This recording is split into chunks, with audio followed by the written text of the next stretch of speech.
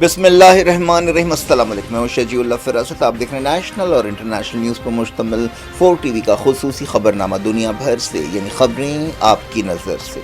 सबसे पहले हेडलाइंस। हज इस्लाम का 5वां रुकन और उम्मत मुस्लिमा पर अल्लाह की एक फ़र्ज इबादत है। हर मुसलमान की यही दुआ होती है कि ज़िंदगी में एक बार उसे बैतुल्लाह की हाज़िरी नसीब हो। इस मुक़द्दस सफ़र को आसान और यादगार बनाने के लिए अरफात टूर्स हज एंड उम्रा ग्रुप्स लाए हैं हमारा अजीज़िया पैकेज 40 दिन के लिए सिर्फ 4,99,000 रुपए में, शिफ्टिंग अजियात पैकेज 40 दिन के लिए सिर्फ 5,80,000 रुपए, डीलक्स शिफ्टिंग पैकेज 6,50,000 रुपए, VIP शिफ्टिंग 20 दिन के लिए 7,50,000 रुपए, स्पेशल VIP नॉन शिफ्टिंग 20 दिन के लिए 10,50,000 रुपए। हज के दौरान हमारे तमाम ग्रुप्स का क़याम ओल्ड मीना में होगा, तो इंतजार कैसा, अपनी सीट आज ही लॉक करे सिर्फ 51,000 रुपए देकर। ये ऑफर महदूद मुद्दत के लिए। मीना, अरफात, मुजदलिफा में बेहतरीन सर्विसेज, 3 वक्त हैदराबादी जायकेदार खाने, AC बसेस के जरिए मक्का और मदीना की ज़ियारतें। अरफात टूर्स हज एंड उम्रा ग्रुप्स, पुरानी हवेली, हैदराबाद। हज 2026 के आज़मीन के लिए खुशखबरी। गोल्डन ट्रैवल ऑफिशियली इंडिया की बेस्ट हज ट्रैवल एजेंसी 2025 का अवार्ड हासिल करने वाले लीड HGO आपके लिए लाए हैं 4 बेहतरीन हज packages. Diamond package VVIP category A, platinum package VVIP category A, gold package VIP category B, silver package economy category D। Golden travels के साथ सफर सिर्फ मंजिल तक ही नहीं, बल्कि हर कदम पर खिदमत और सुकून का वादा। हज वीजा जारी करने की आखिरी तारीख 20 मार्च 2026। अपने हज का सफर गोल्डन ट्रैवल्स के साथ आज ही बुक कीजिए। Golden travels, beside Kamat hotel, Saifabad, Hyderabad.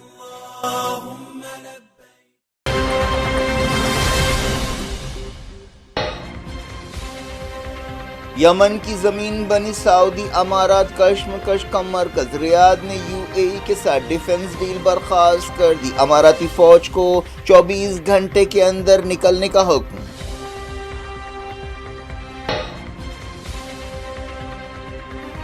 Saudi अरब यमन में सिविलियन इंफ्रास्ट्रक्चर को निशाना बना रहा है। UAE की काउंसिल ने लगाया इल्जाम, मोकला बंदरगाह पर सऊदी हमला।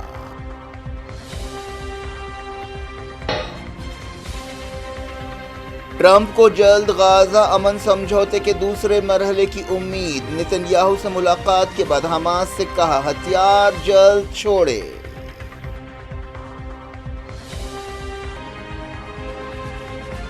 ट्रंप ने मगरबी किनारे में इस्राएली पॉलिसियों पर किया फिक्रमंदी का इजहार। गाजा में शदीद सर्दी से 3 फलस्तीनी जाँ बहक। तुर्की में झड़पों के बाद IS के खिलाफ क्रैकडाउन, 21 सूबों में धावे, 357 मिलिटेंट्स गिरफ्तार।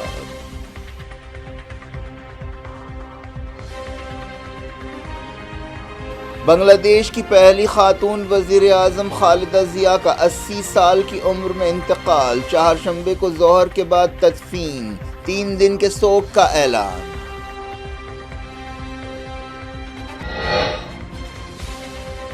खालिदा जिया के इंतकाल से एक दौर खत्म। मोदी, शहबाज शरीफ और मोहम्मद यूनुस ने किया ताज़ियत का इजहार। बांग्लादेश में एक और हिंदू गोली लगने से हलाक। पुलिस ने कहा विजेंदर बिस्वास गारमेंट फैक्ट्री में इत्तेफाकी फायरिंग से मारा गया।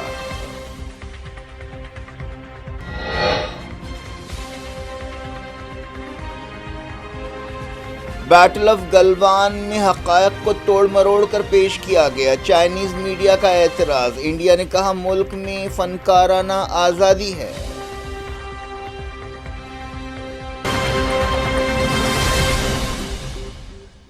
हेडलाइंस आपने देखी। खबरों की तफसील की तरफ आपको लिए चलते हैं। यमन में सऊदी अरब और UAE की ताईद रखने वाली फोर्सेस के दरमियान इख्तलाफात बढ़ते जा रहे हैं। सऊदी अरब की ताईद रखने वाली काउंसिल ने UAE के साथ डिफेंस डील बर्खास्त करने का फैसला किया है और कहा है कि UAE की फ़ौजों को 24 घंटों के अंदर यमन से बाहर निकल जाना चाहिए। पिछले कई सालों से दोनों मुल्क यमन में मिलकर काम कर रहे थे। अब दोनों मुल्कों के दरमियान तनाव बढ़ रहा है, जो अब इंतहा کو پہنچتا نظر آ رہا ہے۔ سعودی عرب نے کہا ہے کہ اس کی قومی سلامتی کو اگر کوئی بھی خطرہ لاحق ہو تو اسے ریڈ لائن سمجھا جائے گا۔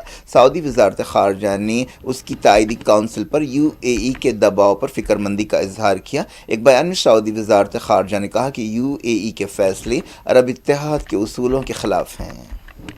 یمن کے بڑے حصے پر جو نارتھ میں ہیں حوثیوں کا قبضہ ہے، جبکہ ساؤتھ یمن میں UAE سعودی عرب کی تائید رکھنے والے گروپوں اور دوسری فورسز کے درمیان کشمکش چلتی رہی ہے۔ کچھ سال پہلے سعودی عرب اور UAE نے مل کر حوثیوں کو ڈھیر کرنے کی کوشش کی تھی، لیکن یہ کوششیں اب تک ناکام ثابت ہوئی ہیں۔ اب دونوں ملکوں کے تائیدی گروپوں کے درمیان لڑائی کی نوبت آ گئی ہے۔ سعودی عرب کی مدد رکھنے والی کونسل کے لیڈر رشاد العالمی نے ایک شاہی فرمان جاری کرتے ہوئے امارات سے کہا ہے کہ وہ اپنی فوجوں کو یمن سے واپس بلا لے۔ اس طرح انہوں نے دونوں ملکوں کے درمیان ڈیفنس ایگریمنٹ ختم کر دیا۔ اماراتی فوجوں کو باہر نکلنے کے لیے 24 گھنٹوں کا وقت دیا گیا ہے۔ العالمی نے 90 دنوں کے لیے ایمرجنسی لگانے کا بھی اعلان کیا۔ اس دوران UAE کی تائید رکھنے والی کونسل نے الزام لگایا کہ سعودی عرب سویلین انفراسٹرکچر کو ٹارگٹ کر رہا ہے۔ حالیہ عرصے میں UAE کی تائید رکھنے والی کونسل نے ساؤتھ اور ایسٹ یمن کے کئی علاقوں میں پروگریس کی تھی اور حضرموت علاقے کے بڑے علاقے میں اپنے قدم جمائے تھے۔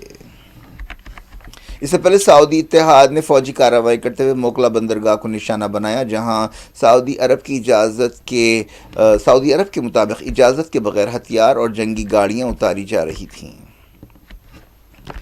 امریکی صدر ڈونلڈ ٹرمپ نے کہا ہے کہ انہیں امید ہے کہ جلد ہی غازہ امن سمجھوتے کا دوسرا مرحلہ طے کیا جائے گا۔ انہوں نے حماس کو وارننگ دی کہ اگر اس نے جلد سے جلد ہتھیار نہیں چھوڑے تو اسے قیمت چکانی پڑے گی۔ ٹرمپ نے اسرائیلی وزیر اعظم بنجامن نیتنیاہو سے فلوریڈا میں ملاقات کے بعد یہ بات کہی۔ میٹنگ کے بعد ایک پریس کانفرنس سے خطاب کرتے ہوئے ٹرمپ نے کہا کہ اسرائیل 100% منصوبے پر کھرا اترا ہے، حالانکہ بعض حملے کیے گئے ہیں۔ اس سوال پر کہ حماس اور اسرائیل کتنی جلد امن منصوبے کے دوسرے مرحلے پر عمل کریں گے، انہوں نے کہا کہ جلد سے جلد ایسا ہوگا، لیکن حماس کو ہتھیار چھوڑنا ہوگا، ان کے پاس بہت کم وقت ہے۔ ٹرمپ نے کہا کہ غازہ کی دوبارہ تعمیر جلد سے جلد شروع ہونی چاہیے۔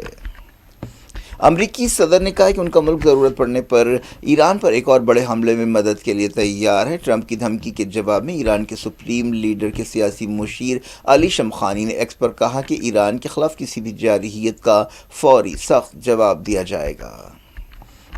غازہ امن منصوبے پر اکتوبر میں عمل شروع ہوا تھا، تب سے اسرائیل نے کئی خلاف ورزیاں بھی کی ہیں۔ دوسرے مرحلے کے تحت غازہ میں ایکسپرٹس کی حکومت بنائی جائے گی، حماس کو ہتھیار چھوڑنا ہوگا اور اسرائیلی سپاہیوں کو واپس نکلنا ہوگا۔ اس کے بعد غازہ کی دوبارہ تعمیر شروع ہوگی۔ معلوم ہوا کہ امریکی صدر ڈونلڈ ٹرمپ اور ان کے قریبی عہدیداروں نے مغربی کنارے میں اسرائیل کی پالیسیوں پر فکر مندی کا اظہار کیا ہے۔ حالیہ عرصے میں اسرائیل نے مغربی کنارے میں بعض یہودی بستیوں کی تعمیر کو منظوری دی ہے۔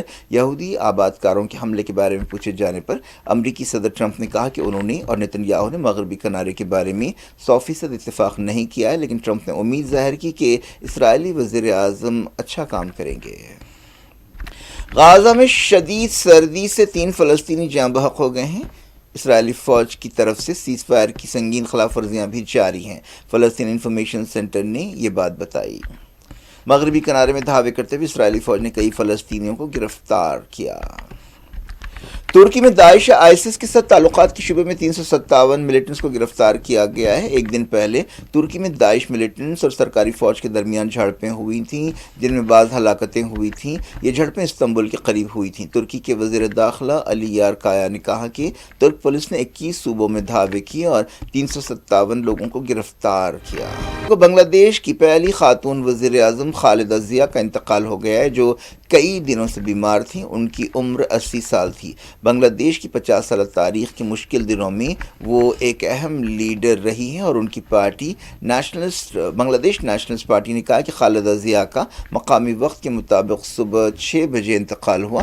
بنگلہ دیش میں 3 دن کے سوگ کا اعلان کیا گیا ہے۔ عبوری حکومت کے وزیر نے کہا کہ خالدہ ضیاء کی تدفین 4 شنبے کو عمل میں آئے گی۔ اس سے پہلے ظہر کی نماز کے بعد نماز جنازہ ادا کی جائے گی۔ انہیں ان کے مرحوم شوہر سابق صدر ضیاء الرحمان کے پہلو میں دفن کیا جائے گا، جن کا قتل کیا گیا تھا۔ خالدہ ضیاء کے ڈھاکہ ایور کیئر ہاسپٹل میں انتقال کے بعد ملک میں سوگ کا ماحول چھا گیا۔ 23 نومبر کو انہیں پھیپھڑے میں انفیکشن کی وجہ سے ہاسپٹل میں شریک کیا گیا تھا۔ انہیں کئی بیماریاں تھیں۔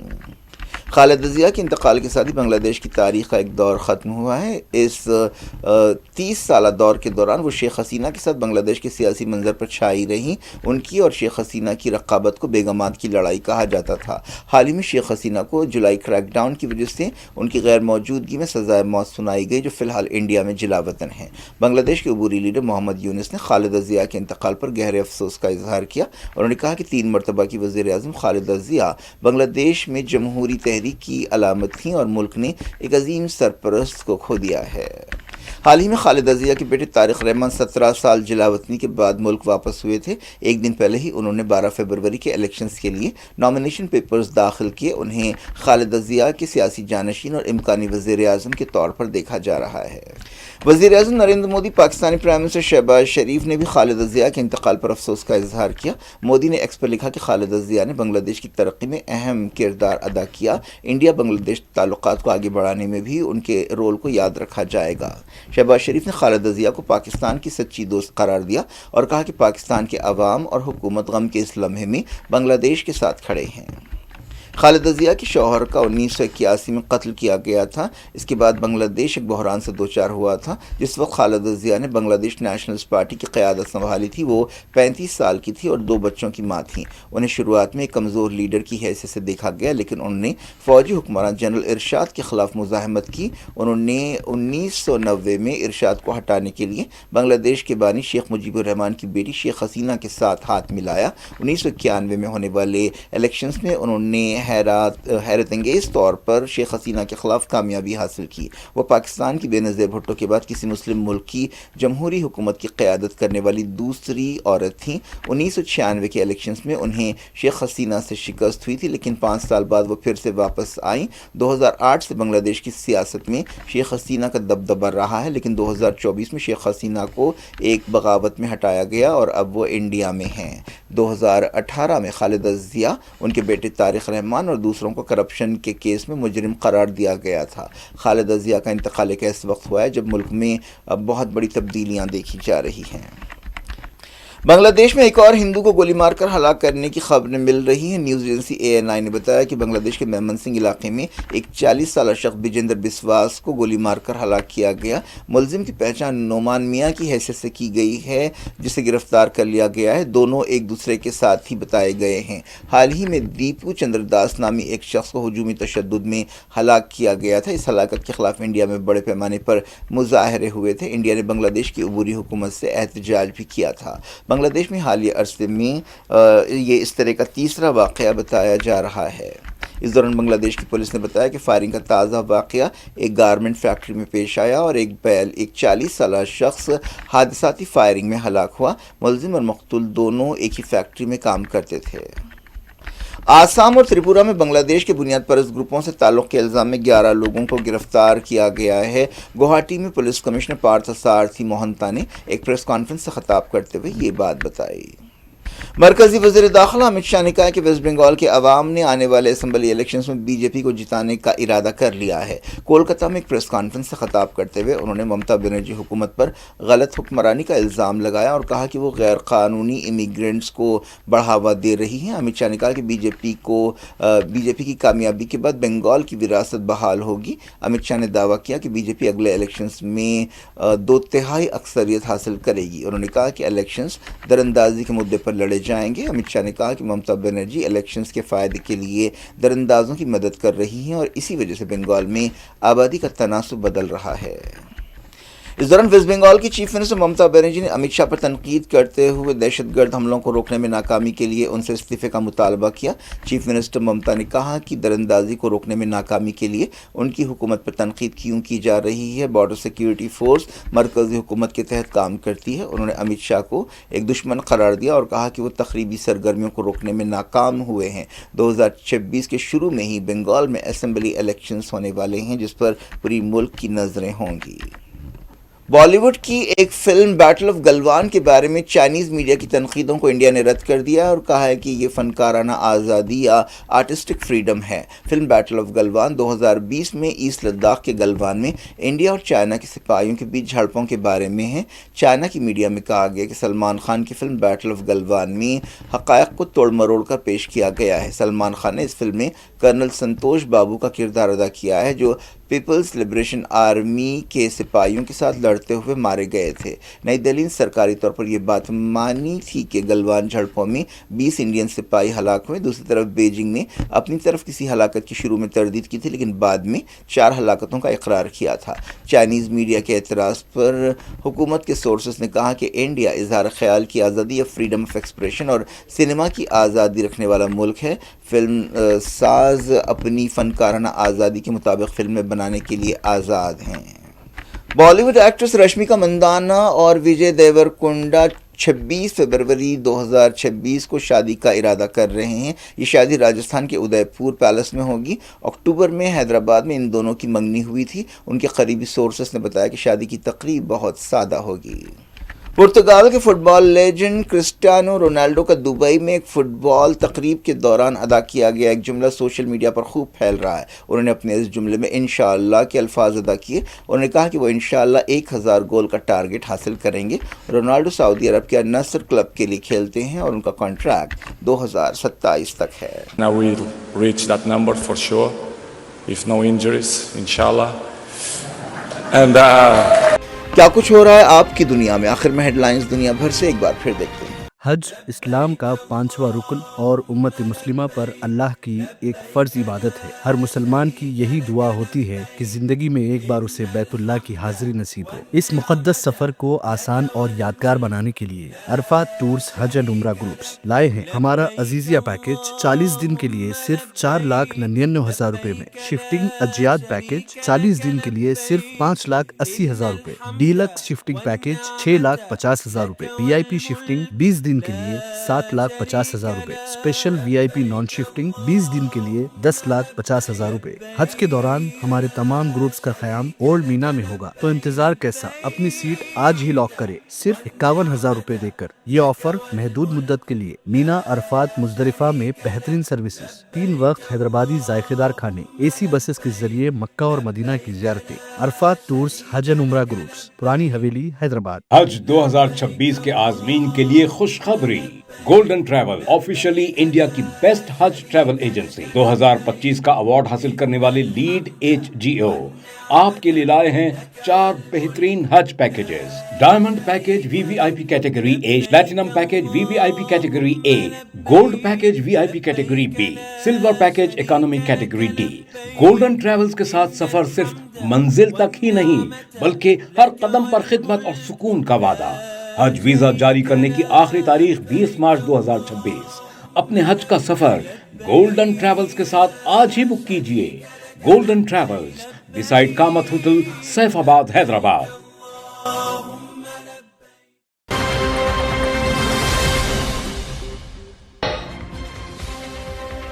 یمن کی زمین بنی سعودی امارات کشمکش کا مرکز، ریاض نے UAE کے ساتھ ڈیفنس ڈیل برخاست کر دی، اماراتی فوج کو 24 گھنٹے کے اندر نکلنے کا حکم۔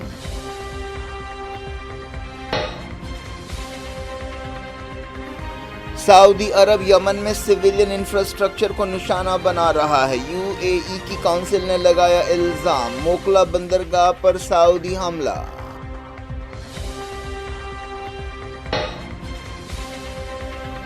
ٹرمپ کو جلد غازہ امن سمجھوتے کے دوسرے مرحلے کی امید، نتن یاہو سے ملاقات کے بعد حماس سے کہا ہتھیار جلد چھوڑے۔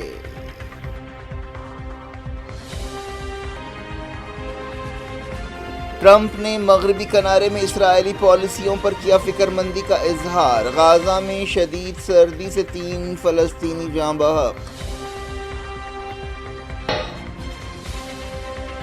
ترکی میں جھڑپوں کے بعد IS کے خلاف کریک ڈاؤن، 21 صوبوں میں دھاوے، 357 ملیٹنٹس گرفتار۔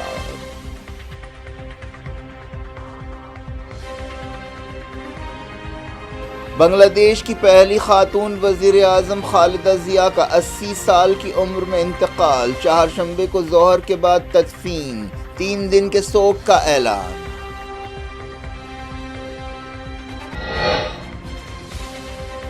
خالدہ ضیاء کے انتقال سے ایک دور ختم، مودی، شہباز شریف اور محمد یونس نے کیا تعزیت کا اظہار۔ بنگلہ دیش میں ایک اور ہندو گولی لگنے سے ہلاک، پولیس نے کہا بجیندر بسواس گارمنٹ فیکٹری میں اتفاقی فائرنگ سے مارا گیا۔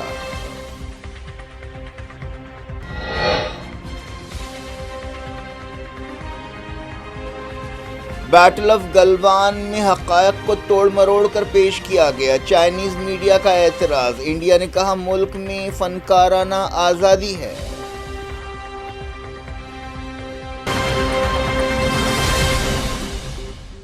یہ تھی آج کی خبریں، شجیع اللہ فراز، سب کو دیں اجازت اور اپنا بے حد خیال رکھنا۔ اللہ حافظ۔